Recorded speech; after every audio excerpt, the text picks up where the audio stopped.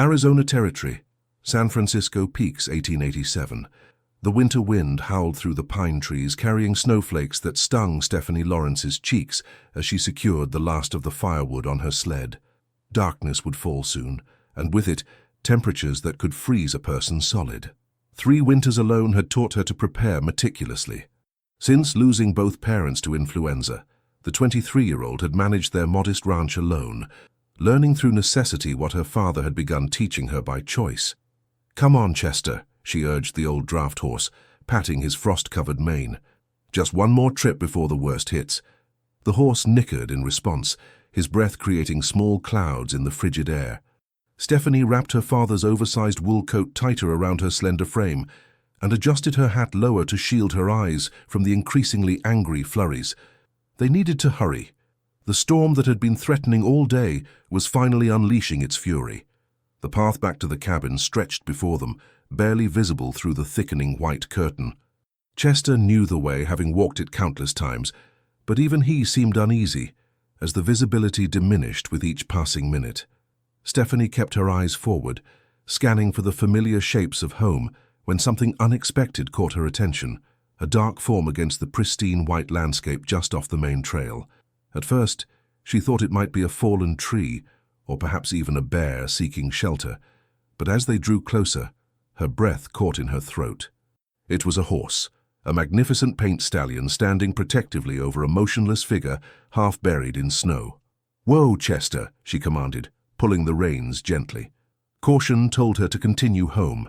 Stories of bandits using staged scenarios to lure in Good Samaritans circulated through frontier communities.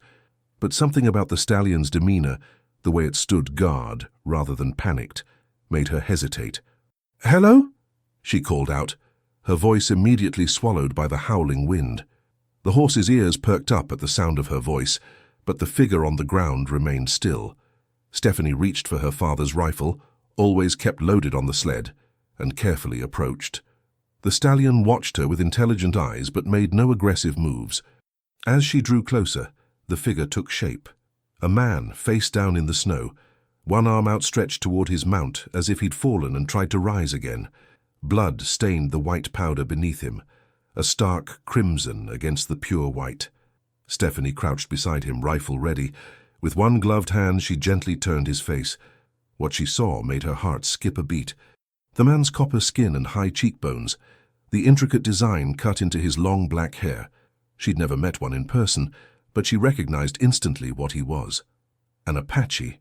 Not just any Apache, she realized, as she noticed the distinctive markings on his leather garments, partially covered by a cavalry coat that was certainly not his.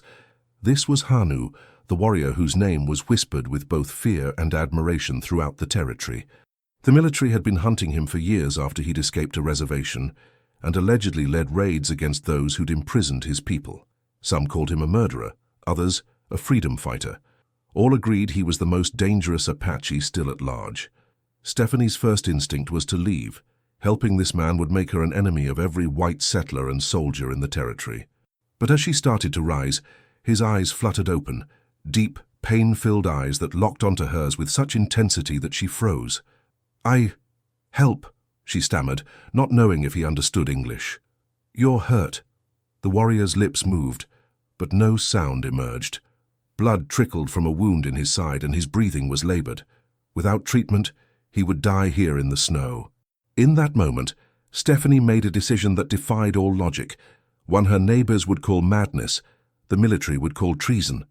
But as she stared into those fierce eyes, she saw something beyond the feared warrior of the stories. She saw a man fighting to survive. "I'm going to help you," she said firmly, more to herself than to him. With strength she didn't know she possessed, Stephanie managed to drag the wounded Apache toward her sled. He was muscular but lean, weakened by blood loss and cold. Even semi-conscious, he tried to assist, his pride clearly wounded by his helplessness. His stallion followed silently, sometimes nudging Hanu's shoulder, as if encouraging him.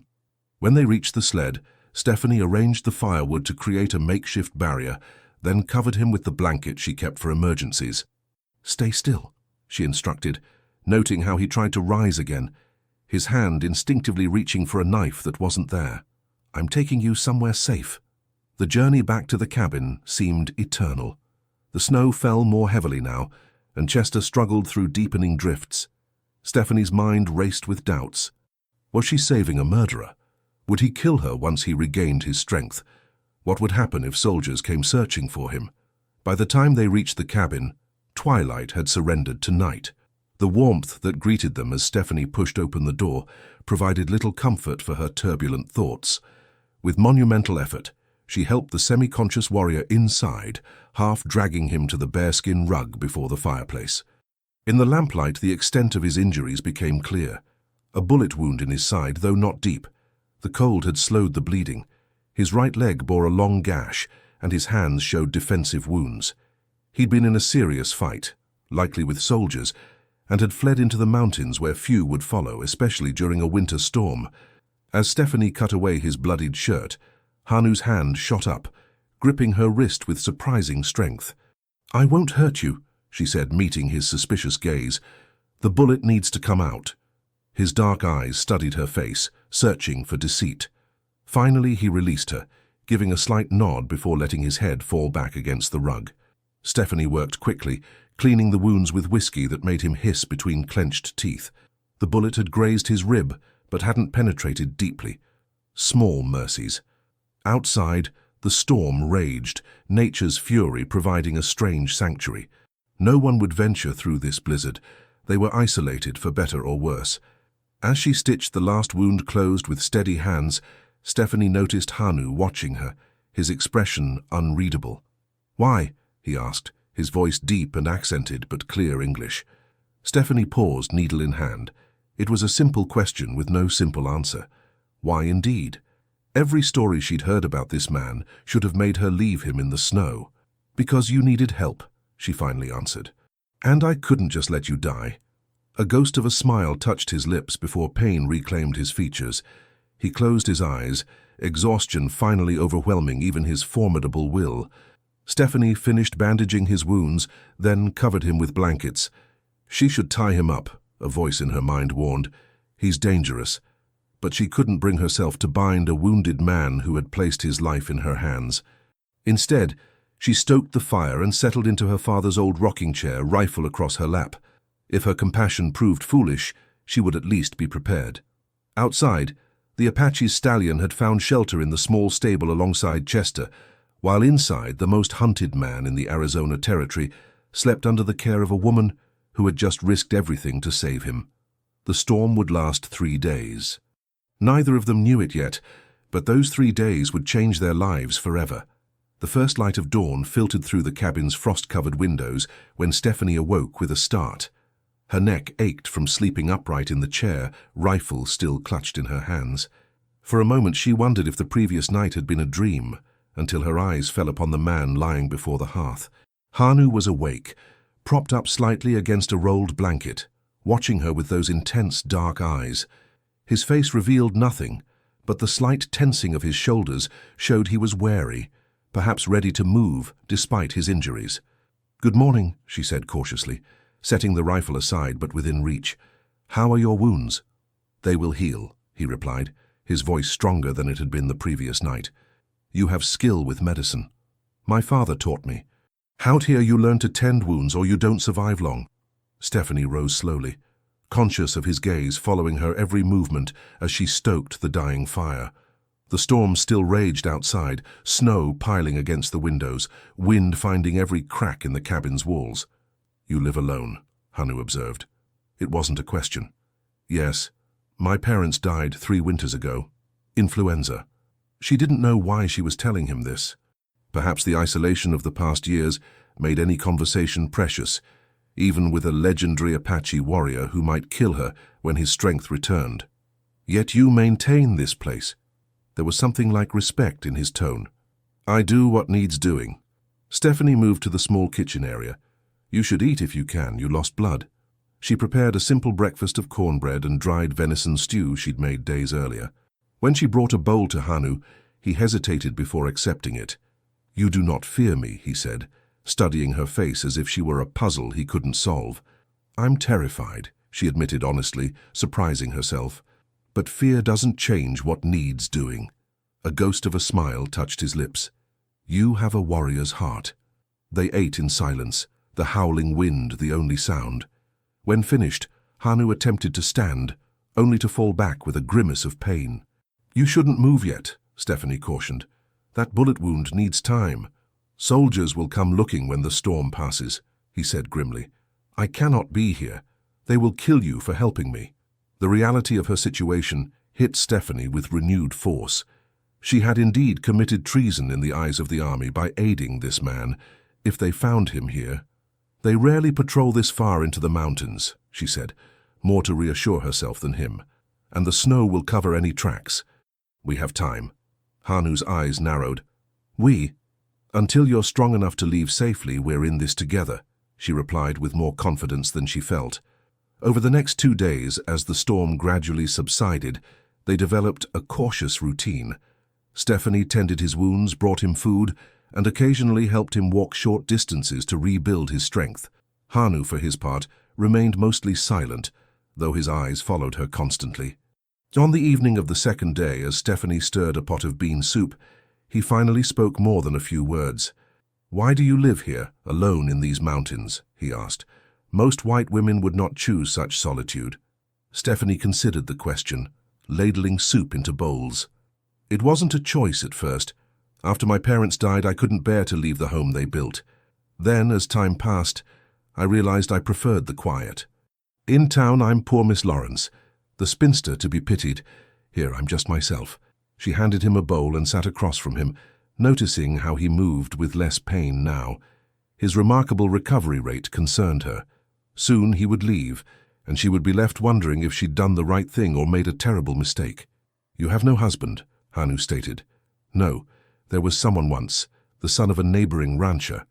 We were to be married, but when my parents died and this place began struggling, he decided a failing ranch and a grieving wife weren't to his taste." Bitterness crept into her voice despite her best efforts. 3 years had passed, but Jacob's abandonment still stung, not because she missed him, but because his departure had confirmed what she'd always suspected. Her value to most men lay in what she could provide, not who she was. "He was a fool," Hanu said simply.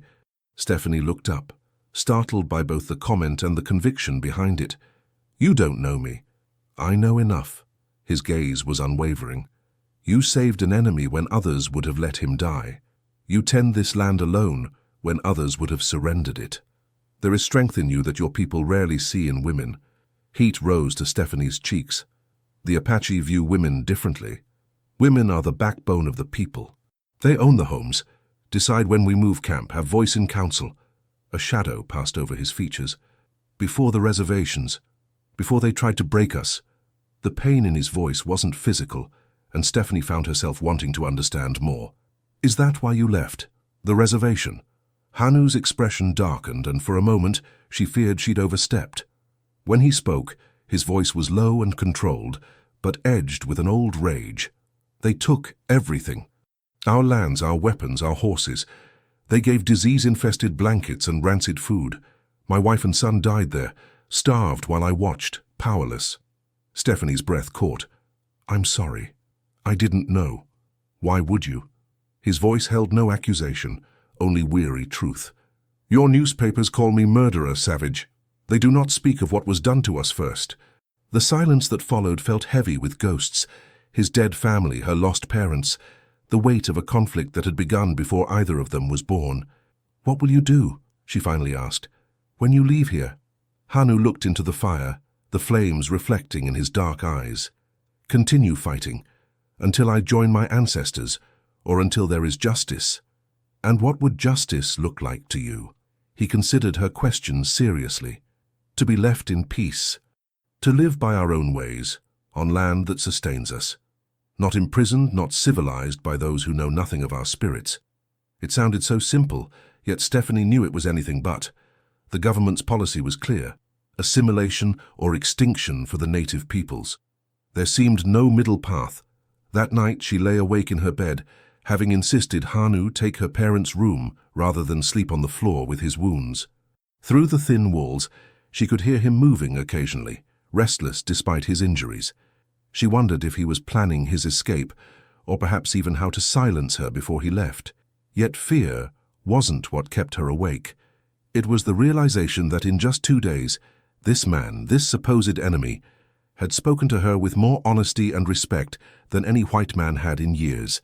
He saw strength where others saw a woman to be pitied or possessed, and that recognition stirred something in her she'd thought long buried, a yearning not just for companionship, but for understanding. By morning, the storm had finally broken. Sunlight sparkled on the fresh snow, transforming the landscape into a blinding white expanse. Stephanie rose early to check on the animals, finding both Chester and Hanu's stallion content in the stable.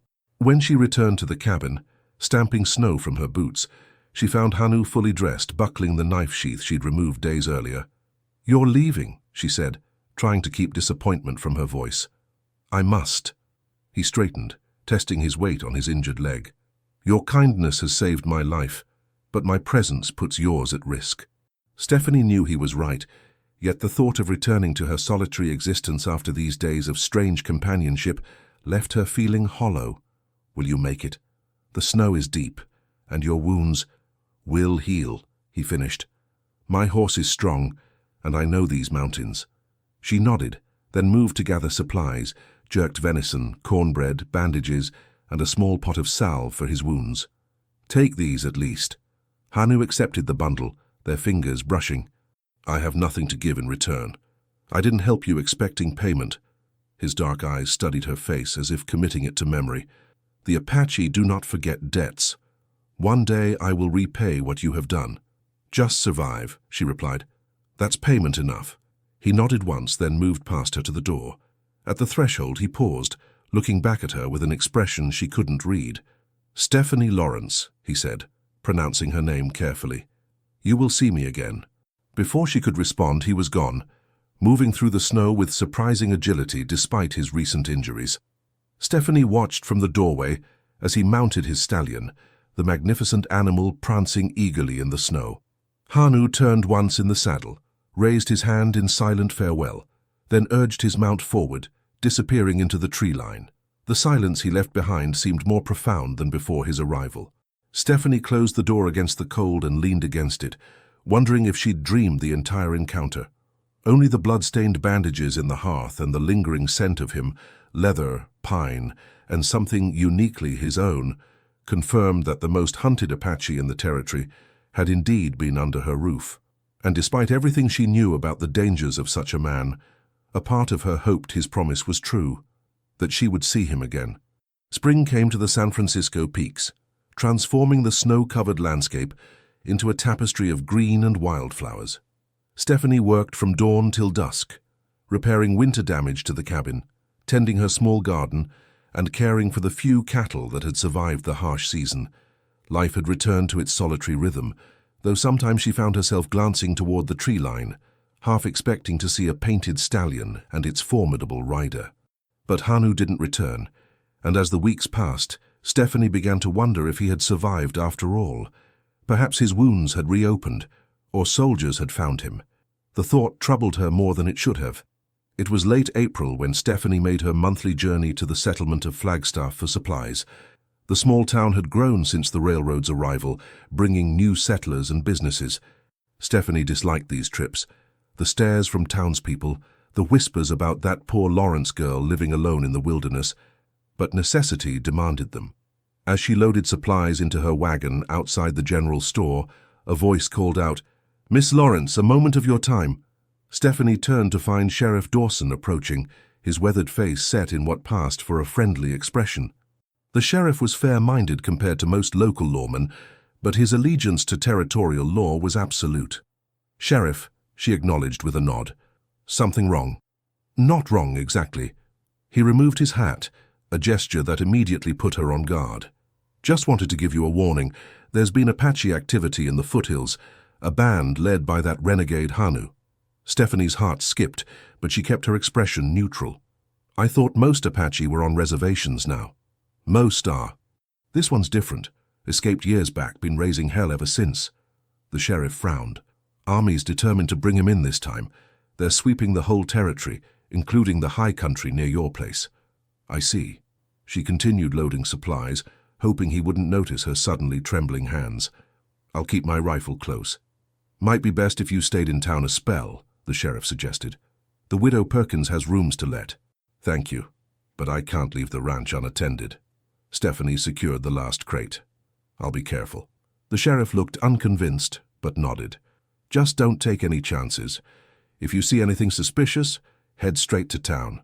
This Hanu, they say he's different from other renegades. Clever, speaks English, makes him all the more dangerous. I'll remember that, she said, climbing onto the wagon seat. As Stephanie drove out of town, her mind raced. Hanu was alive, and somewhere in these mountains, and the army was hunting him with renewed determination. She urged Chester to a faster pace, suddenly eager to return to the isolation of her cabin. The journey back took most of the day. Shadows lengthened across the trail as Stephanie finally approached her property. Something felt wrong as the cabin came into view, a silence too complete, the absence of birds that usually chattered in the pines. Chester sensed it too, his ears flicking nervously. Stephanie reached for her rifle, scanning the tree line. Nothing moved, yet she couldn't shake the feeling of being watched.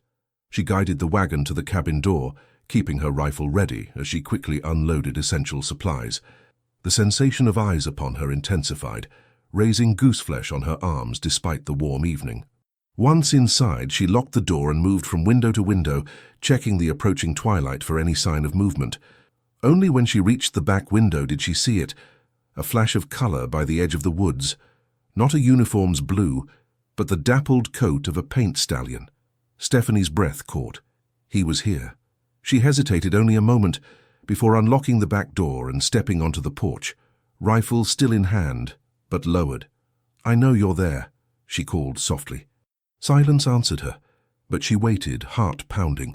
Finally, a shadow detached from the darkness beneath the pines. Hanu emerged into the fading light, leading his stallion. He wore buckskin leggings and a dark shirt, a rifle slung across his back, knife at his belt. His long hair was braided, adorned with a single eagle feather. He looked nothing like the wounded man she'd dragged from the snow. This was the warrior of legend, proud and dangerous. "You should not call out," he said as he approached. "Others might be watching. The sheriff said soldiers are searching these mountains for you." A grim smile touched his lips. They have been searching for years. They regarded each other in the deepening twilight. Stephanie realized she'd imagined this moment many times over the past months, yet now found herself speechless. "You are well?" Hanu asked, breaking the silence. "Yes. And your wounds?" "Healed." He glanced toward the cabin.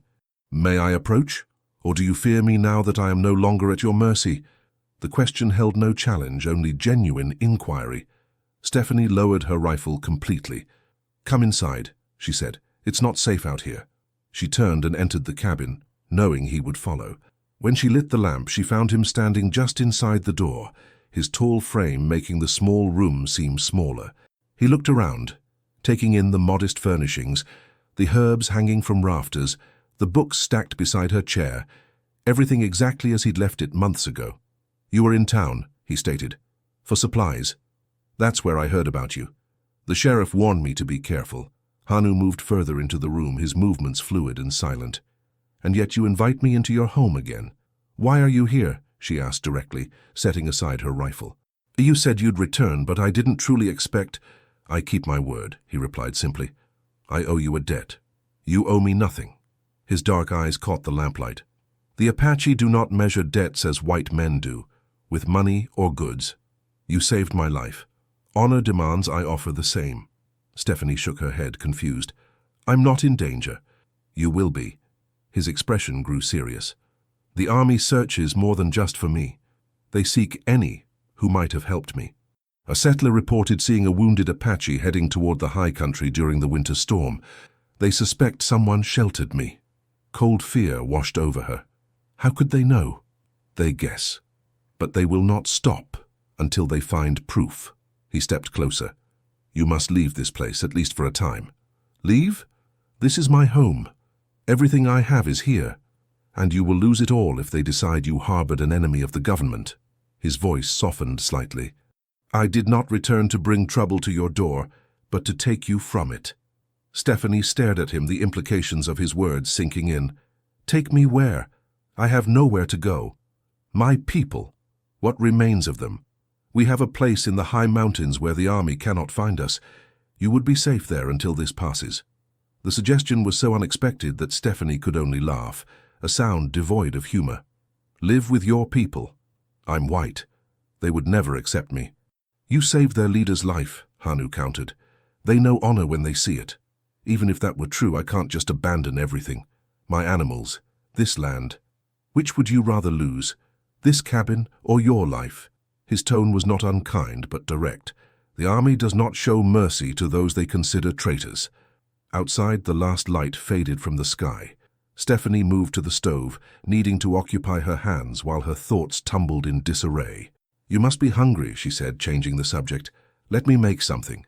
Hanu watched her, a mixture of frustration and understanding crossing his features. "We have little time," he said, but made no move to stop her as she began preparing a simple meal. As she worked, he told her what had happened since they'd parted. After recovering his strength, he had rejoined the small band of free Apache he led. Just 27 people, mostly women, children, and a few warriors, all that remained of his band after years of conflict. They had moved deeper into the mountains, raiding occasionally for necessary supplies, but mostly hunting and gathering as their ancestors had. Then, 3 weeks ago, soldiers had discovered their previous camp, setting off this new hunt. "They will not find our new place," Hanu said as they sat at the small table sharing the meal she'd prepared, "but they will search every homestead in these mountains looking for sympathizers." "And you think they'll come here? Why? I'm just a woman alone. A woman who has survived alone for years. They will question how you managed. Some might wonder if you had help." His eyes held hers. "It would take one suspicious officer, one search of this cabin to find evidence I was here." Stephanie thought of the moccasin tracks, surely still visible around the property under keen eyes, the extra wear on her supplies, perhaps even a stray, long black hair caught in the floorboards. Small things, but damning in the eyes of men looking for treachery. "How long?" she asked finally. "How long would I need to stay away?" "Until the army gives up this search. A month, perhaps 2. She absorbed this, staring into her cup. The thought of leaving the only home she'd known terrified her, yet the alternative, imprisonment or worse for aiding an enemy of the government, terrified her more. "When would we leave?" Her voice was barely a whisper. "Tonight. Now." Hanu's intensity was tempered by something like relief. "Pack only what you can carry on horseback. I will help with your animals." Reality crashed down on Stephanie. This wasn't some theoretical discussion. He was asking her to flee with him immediately, to trust him completely. "I need time to think," she protested. "There is no time." Hanu stood, his full height imposing in the small cabin. "Already I have risked much coming here. If soldiers patrol this area tonight..." The implication hung heavy between them. If he were captured here, they would both face execution. Stephanie rose shakily, looking around at the home her parents had built, where she'd spent her entire life. The thought of leaving it felt like tearing away a piece of herself, but the thought of never returning, which would be the case if she were arrested, was worse. "All right," she said finally. "I'll go with you, but I need to secure things here first." Relief visibly washed over Hanu's features. "Be quick. We must travel far before dawn." The next hour passed in a blur of activity. Stephanie packed essential clothing, her mother's locket, her father's hunting knife, and what little money she possessed. Hanu helped move her cattle to the highest pasture where they could forage for weeks if necessary, and ensured Chester was securely stabled with enough feed. When all was ready, Stephanie stood on the porch one last time, memorizing the silhouette of her home against the star-filled sky. Hanu approached, leading both his stallion and a smaller mare she recognized from her neighbor's herd. "You stole this horse," she stated. "Not a question." "Borrowed," he corrected, the ghost of a smile touching his lips. "He has many. You have none suitable for the journey." Stephanie should have been outraged, but found she had no energy for moral indignation. Her world had already shifted so dramatically that a borrowed, stolen horse seemed a minor transgression. She mounted the mare while Hanu secured her pack. As they prepared to ride out, he paused, studying her face in the moonlight. "You trust me," he observed, sounding faintly surprised. "Why?" Stephanie considered the question, finding no easy answer. You could have killed me months ago if you wanted to. You could have never returned. Instead, you came back to warn me." She met his gaze. "I trust actions more than words." Something shifted in his expression. Respect, perhaps, or something deeper. Without another word, he mounted his stallion and led the way into the darkness of the forest. As they climbed higher into the mountains, following trails invisible to her eyes, Stephanie felt both terror and a strange exhilaration. Everything familiar fell away behind her. Ahead lay unknown territory, both the physical landscape and whatever waited for her among Hanu's people. She was fleeing with the most hunted Apache in the Arizona territory, a man she barely knew yet, had risked everything to save. Logic insisted she was making a terrible mistake. Yet something deeper than logic, an instinct she couldn't name, told her that following this warrior was not just her safest choice, it was her only true path forward. The night enfolded them as they rode deeper into the wilderness, two figures silhouetted briefly against the vast canopy of stars, before disappearing into the sheltering darkness of the ancient pines.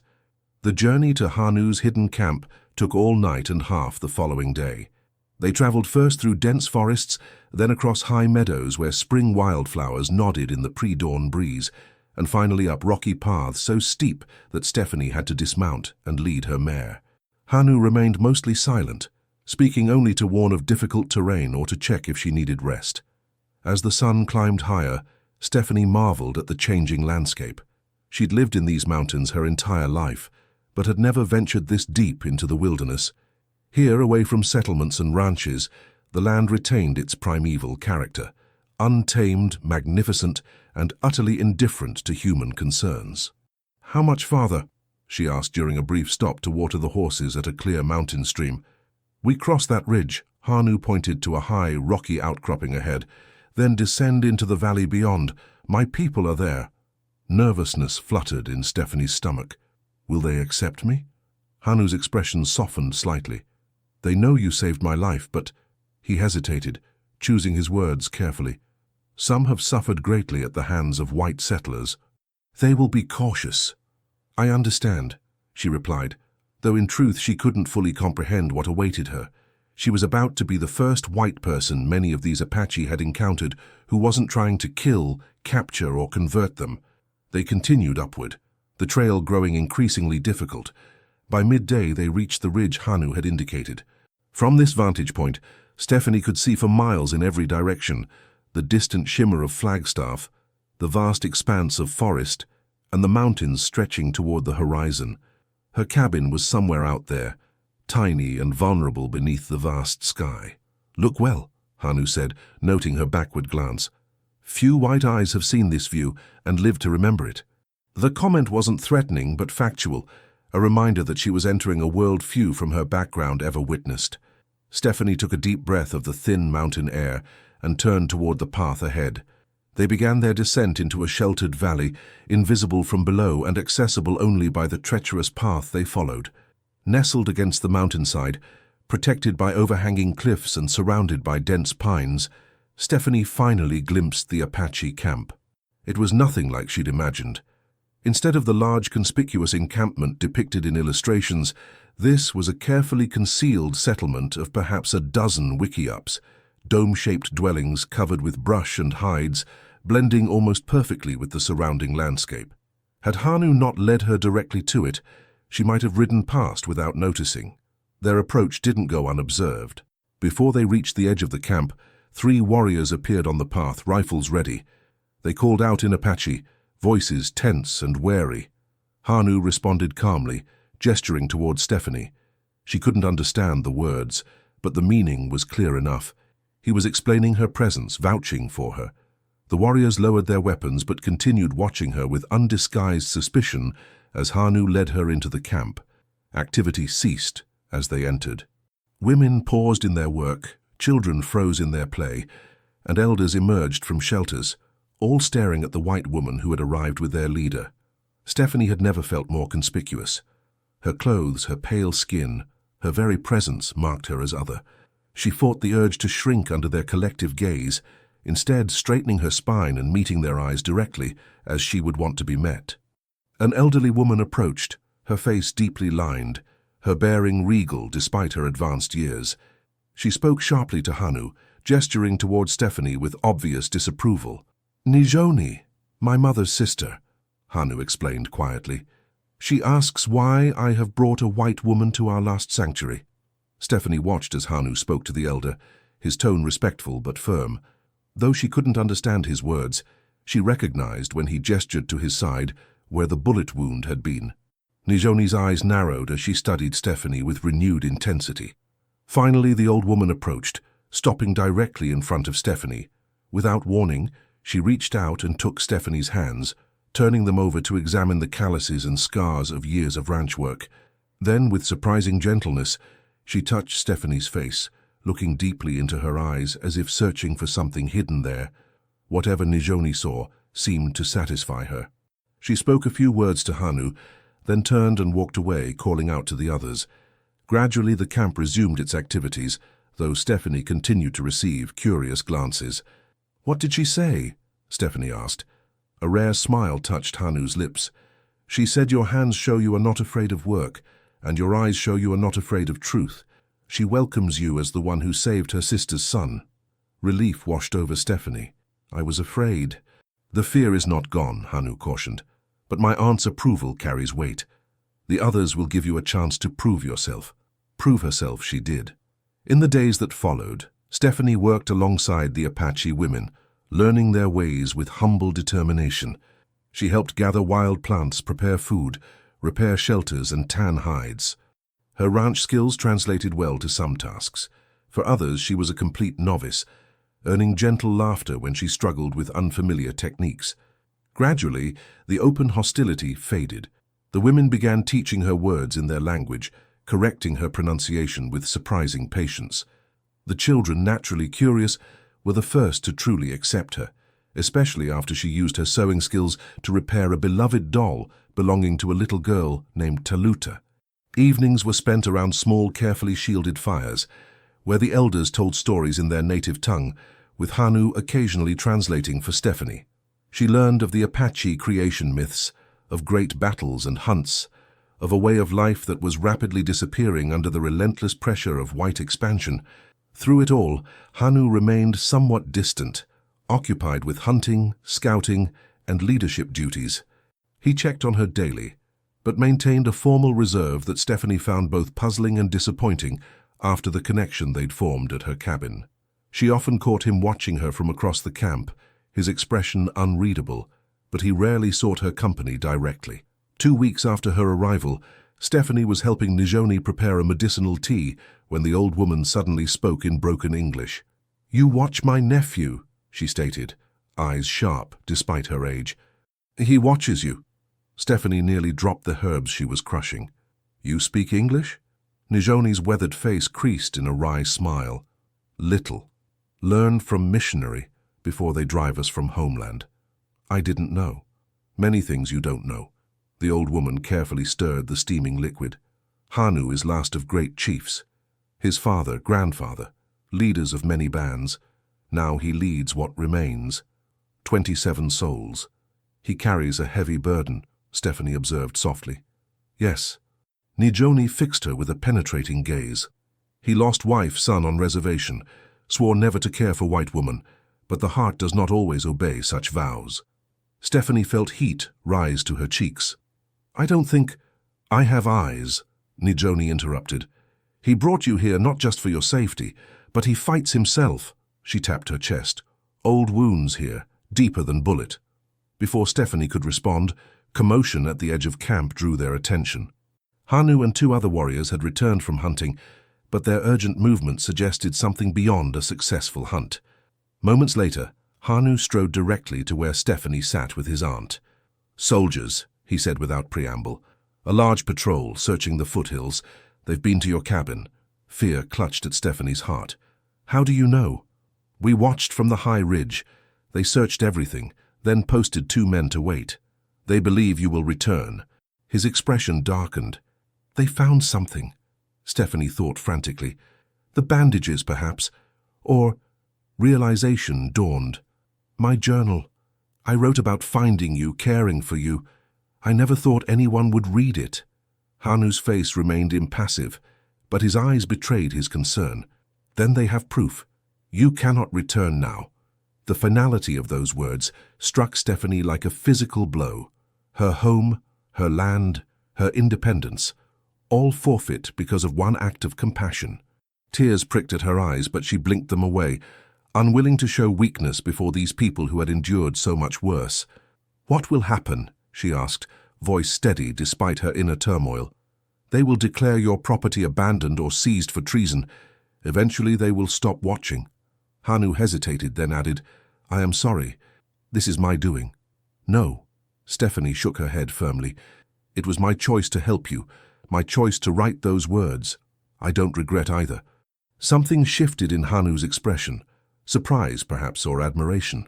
For a moment the formal reserve slipped, and she glimpsed the man she'd nursed through those winter days, vulnerable, human, connected to her in ways neither fully understood.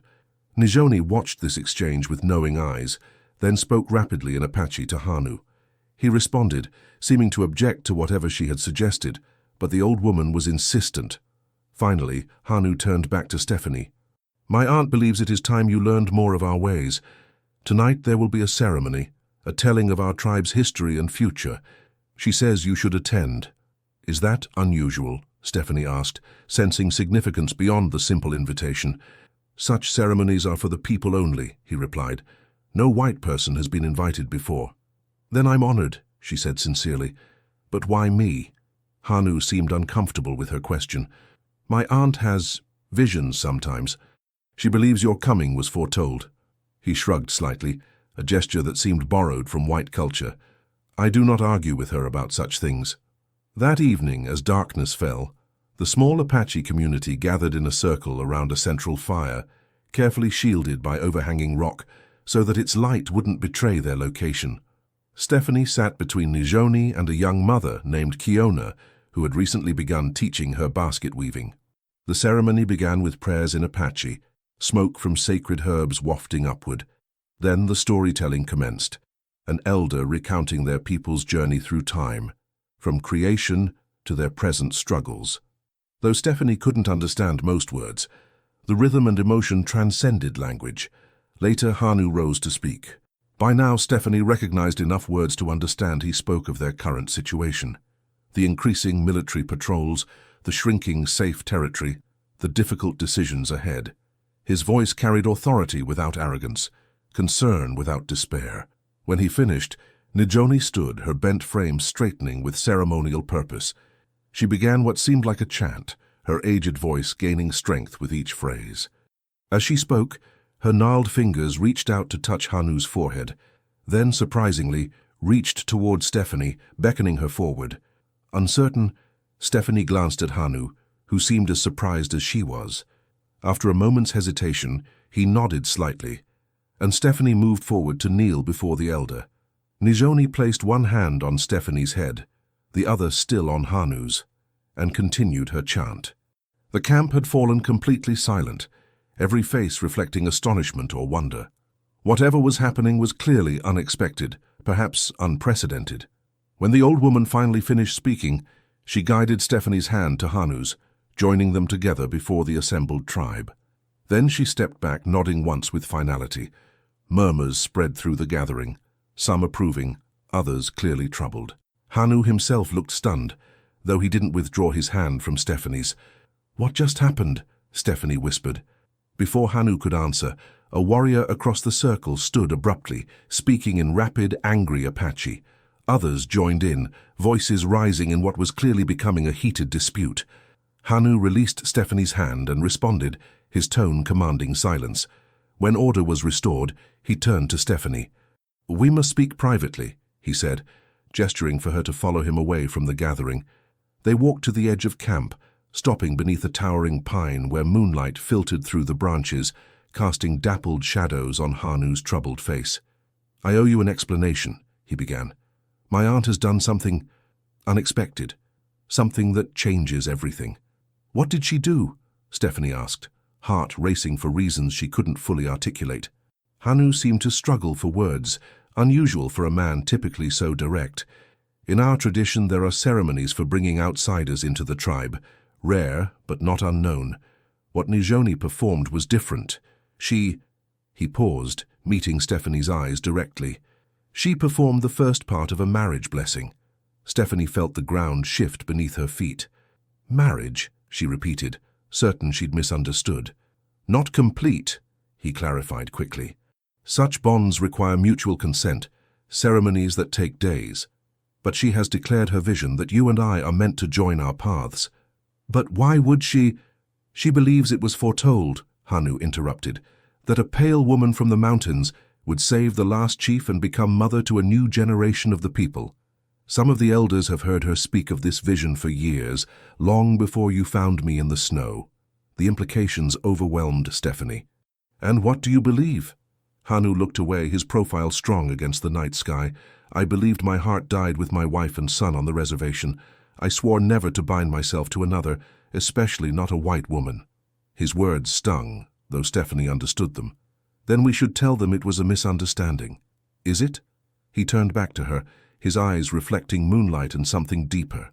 These past weeks, watching you adapt to our ways, seeing your strength, your respect for our people, I have felt things I thought were lost to me, but I would not speak of them. Why not? She whispered. Because I have nothing to offer you. His voice held a bitterness she hadn't heard before. No home, no land, no future beyond running and fighting until we are all gone. What kind of life would that be for you? That should be my choice, shouldn't it? Stephanie found courage she didn't know she possessed. You speak of having nothing to offer, but you've already given me sanctuary when I lost everything. Your people have taught me more in weeks than I learned in years alone. As for the future, she gestured toward the starlit sky. Who among us truly knows what waits ahead? Hanu studied her face with an intensity that made her breath catch. You cannot know what you're saying. To join your life with mine means leaving behind your world forever. What world? Stephanie asked softly. My parents are gone. The man I once thought to marry abandoned me. My home is now forfeit to the government.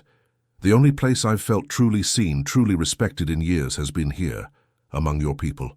She paused, gathering her courage. And with you. Something in Hanu's expression shifted, the careful reserve crumbling. He reached out, his calloused hand gently touching her cheek. From the moment you dragged me from the snow, something in me recognized you, not as enemy, not as stranger, but as... He struggled for the word. As destiny, perhaps. Stephanie leaned into his touch, her heart racing. I felt it too. It will not be easy, he warned. Some of my people will resist. The world outside will call you traitor. We may have to move further into the mountains, perhaps even cross into Mexico if the army's hunt intensifies. I understand, she replied. I'm not afraid. No, he agreed, a smile finally warming his features. You never were. When his lips met hers, Stephanie felt as though she'd been waiting for this moment since that winter day when she'd found him in the snow.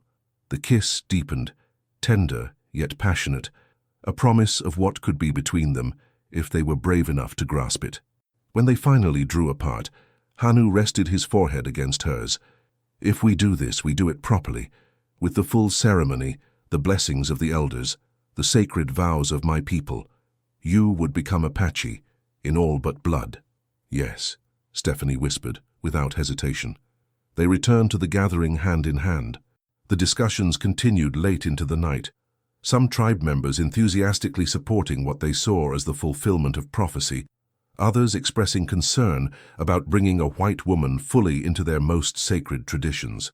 Through it all, Nijoni sat with a serene smile, as if everything was unfolding exactly as she had foreseen. In the end, it was decided. With proper preparation, Stephanie and Hanu would be joined, according to Apache tradition, in 7 days' time. Those days passed in a whirlwind of preparation and instruction. Stephanie learned the ceremonial words she would need to speak, the symbolic meanings behind each element of the ritual, the responsibilities she would be accepting as both wife to Hanu and a new daughter of the tribe. The women helped her create traditional garments, adorning them with beadwork and symbols of protection and fertility. Hanu himself seemed transformed, the weight of leadership still evident in his bearing, but now balanced by a quiet joy that softened his features whenever their eyes met across the camp. They spent evenings talking of their pasts, their hopes, finding in each other's stories both profound differences and surprising parallels. On the 7th day, As the sun began its descent toward the horizon, Stephanie was led to a small stream where the women helped her bathe in the cold mountain water, weaving flowers and feathers into her hair. Dressed in the buckskin garment they had made, painted with symbols of blessing, she was escorted to a special clearing where the tribe had gathered. Hanu waited there, magnificent in traditional ceremonial attire, eagle feathers adorning his long black hair. His eyes never left her as she approached, and in them she read a promise that whatever came, they would face it together. The ceremony was conducted in Apache, with Nijoni serving as spiritual guide. Sacred herbs were burned, prayers offered to the four directions, blessings invoked from ancestors. Stephanie and Hanu exchanged vows in both Apache and English, binding their lives together before the tribe and the Creator they both acknowledged in their own ways. When it was done, when the final blessing had been spoken and they were declared husband and wife according to the ancient traditions of the people, Hanu turned to the assembled tribe and spoke words that Stephanie would later learn were unprecedented. "Today 2 paths become one," he declared, not the submission of one to another, but a new path entirely. Just as Stephanie walks in 2 worlds now, her birth world and our world, perhaps there is a way for all of us to find a new path forward. Not surrender, not war, but something we have not yet imagined. Some nodded in agreement, others looked skeptical, but all recognized the significance of what had occurred. Their leader had not only taken a white wife, but suggested a new vision for their future. That night, in the wickiup prepared for them, Hanu and Stephanie came together as husband and wife, their passion tempered by tenderness, their union a defiance of the world that would keep them apart. In the quiet aftermath, as they lay wrapped in each other's arms beneath a canopy of stars visible through the smoke hole, Stephanie finally felt she had found her true home. "What happens now?" she asked softly, her head resting on his chest. Hanu's fingers traced gentle patterns on her bare shoulder. "Now we live each day that is given to us. We protect our people. We look for a place where we can exist in peace. Do you think such a place exists?" "I do now," he said, kissing her forehead. "Before you I fought only to avoid defeat, expected only death in battle someday. Now—" He paused, gathering his thoughts. "Now I fight for a future I can imagine, one where our children might know both strength and peace." The mention of children sent a thrill through Stephanie. The thought of a family, something she'd abandoned hope for years ago, now seemed not just possible, but destined. "Your aunt's vision," she murmured, "about me becoming mother to a new generation." "Nijoni sees far," Hanu acknowledged. "Perhaps she saw what I was too blind to see, that the salvation of my people might come not through war or isolation, but through joining what seemed separate." "Like us," Stephanie said, raising herself on one elbow to look into his eyes. "Like us." He smiled, reaching up to touch her face with a gentleness few outside this wickiup would ever witness from the feared warrior. Two who should be enemies, yet found something stronger than hate. "Love," she said simply. "Love," he agreed, drawing her back into his embrace. 5 years later, the small trading post on the border between Arizona and Mexico was neutral ground, a place where different peoples could meet and exchange goods without fear of arrest or violence. It was here that Thomas Greaves, former cavalry lieutenant turned journalist, heard rumors of an unusual community hidden deep in the Sierra Madre Mountains. "A band of Apache," the grizzled trader told him, "but not like any you've heard of. They trade fair, keep to themselves. Some say they're led by that renegade Hanu, the one who disappeared years back after the army's big hunt. But here's the strange part." The trader leaned closer. "They say his wife is white, a ranch woman from up north who went missing the same time Hanu vanished." Intrigued, Greaves spent weeks tracking down more information, finally convincing a local guide to take him partway up the mountain trails. "I won't go all the way," the guide warned. "They don't welcome strangers, but there's a place they sometimes meet outsiders for trade. If they're watching, and they're always watching, they might send someone to talk to you." 3 days later, Greaves found himself waiting at the designated spot, a small clearing beside a spring. He had almost given up hope when a tall figure emerged silently from the trees, an Apache warrior, rifle ready but not aimed directly at him. "You seek Hanu's people," the warrior stated in clear English. "I do," Greaves confirmed. "I'm a journalist. I want to tell their story." Why? Because people should know the truth, that not all conflicts end in destruction, that different paths can join. The warrior considered him silently, then nodded once. Wait here. Hours passed before the warrior returned, this time accompanied by another figure, a woman with sun-bronzed skin and long brown hair braided in Apache style. She wore buckskin clothing adorned with traditional beadwork, but her eyes were unmistakably blue. A white woman who moved with the confidence of someone completely at home in this wilderness. "I'm Stephanie," she said, studying Greaves carefully. "My husband says you wish to write about us." "If you'll allow it," Greaves replied, trying to hide his astonishment. "The rumors were true. Why should we trust you? Your kind has hunted us for years." "Not me, personally," Greaves clarified. "I left the army because I couldn't support its policies toward native peoples. Now I write to change minds." Stephanie exchanged a glance with the warrior, some silent communication passing between them. Then she turned back to Greaves. "I'll tell you what you can print. Not where to find us, that stays secret. But the rest, and perhaps it's time people heard another story about the Apache." Over the next hours, Stephanie revealed the remarkable tale, how she had found a wounded Hanu during a blizzard, nursed him back to health, then fled with him when soldiers discovered her role, how she had joined his people, learned their ways, and eventually married their leader according to Apache tradition. But the most surprising part came when she described their current life. "We're building something new here," she explained. "Not just hiding and surviving, but living. We've established a small community, Apache mostly, but also some Mexican families who were displaced by violence. Even a few white settlers who, like me, found themselves at odds with the government. We trade, farm, raise horses. Our children learn both the old ways and new skills they'll need for the changing world." "And the army?" Greaves asked. "They haven't found you?" "They stopped looking years ago," Stephanie smiled. "Officially, Hanu is presumed dead, and I'm a cautionary tale about foolish women who venture into Apache territory. It's easier for them to believe that than to admit we found a different way. May I meet him?" "Hanu?" Stephanie hesitated, then nodded to the warrior who had remained silent throughout their conversation. Only then did Greaves realize he was looking at the legendary Apache leader himself. Hanu stepped forward, still intimidating despite the years of peace. "You have questions for me?" "Just one," Greaves said. "What made you believe this was possible? When everyone said Apache and whites could never coexist?"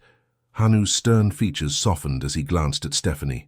"When she found me in the snow, she could have left me to die. When I was healing, I could have killed her. We both chose differently."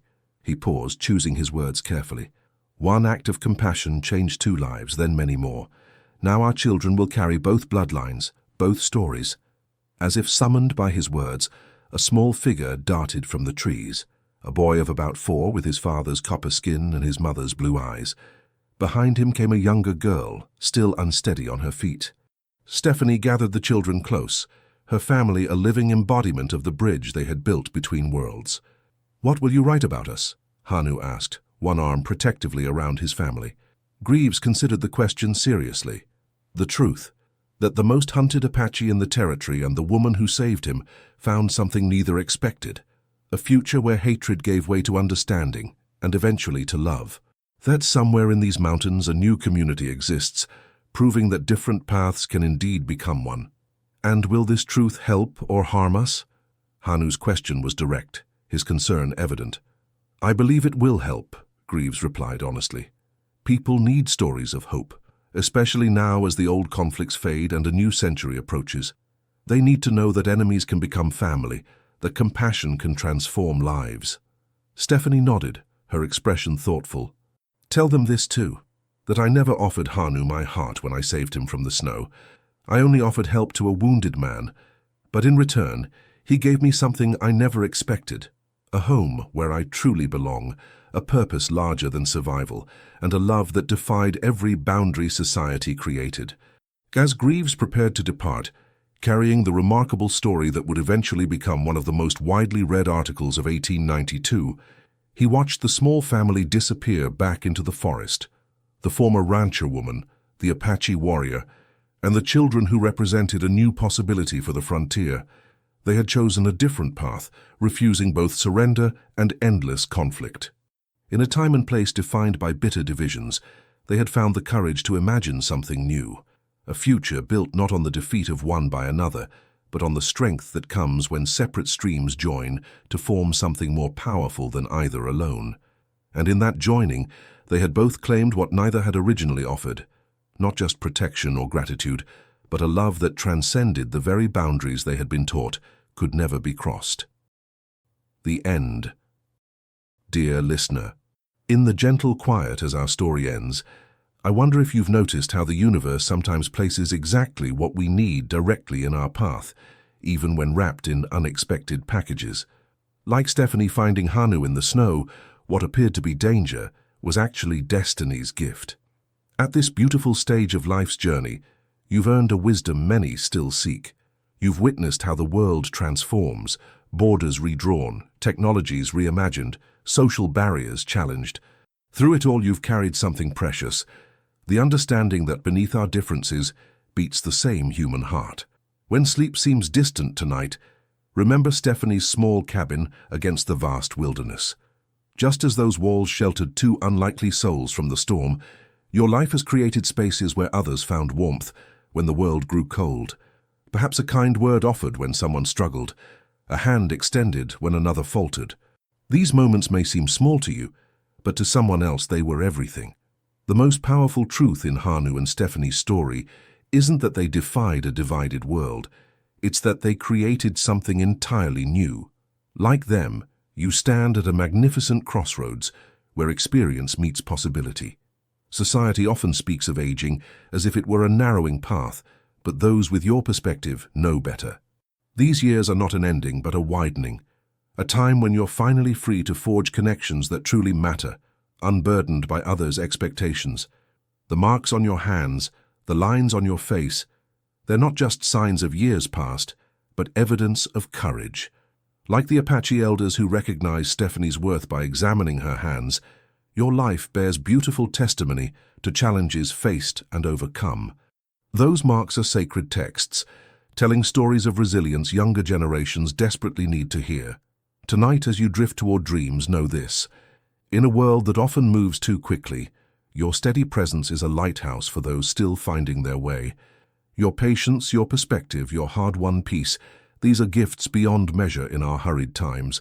May you wake tomorrow feeling the strength of Hanu's mountains in your spirit and Stephanie's quiet courage in your heart. The world still needs the unique medicine only your soul can offer, with profound gratitude for the bridges you've built and those you've yet to create. Wild West Whispers team, thank you for staying with us until the end of this journey. We hope Stephanie and Hanu's story reminded you that love can rise even in the coldest storms, and that sometimes the most unexpected paths lead us home. If this tale moved you, please help us grow by subscribing, liking, sharing, and leaving a kind comment. Your support is what motivates us to keep telling stories filled with love, redemption, and breathtaking twists. And don't go just yet. Another incredible story from our channel appears right now at the end of this video. Click it and let yourself be swept away once more by the power of love and destiny. Thank you for being part of the Wild West Whispers family.